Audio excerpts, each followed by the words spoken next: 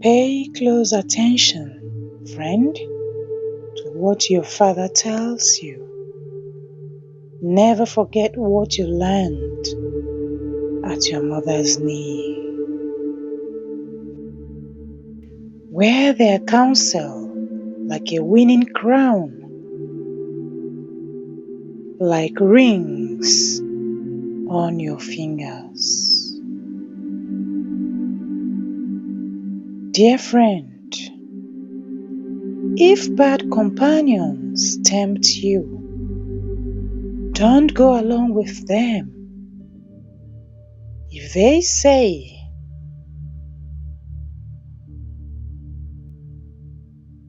let's go out and raise some hell, let's beat up some old man, mug some old woman,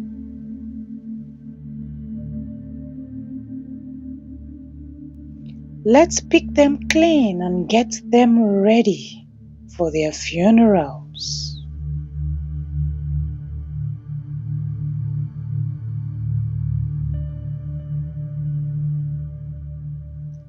We'll load up on top quality loot.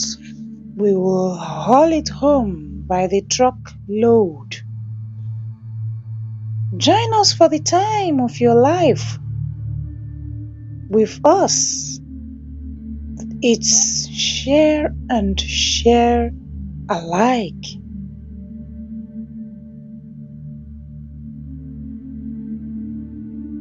Oh, friend, don't give them a second look. Don't listen to them for a minute. They are racing to a very bad end, hurrying to ruin everything they lay their hands on. Nobody robs a bank with everyone watching, yet that's what these people are doing. They are doing themselves in. When you grab all that you can get, that's what happens. The more you get, the less you are. This is the wise saying of King Solomon, David's son.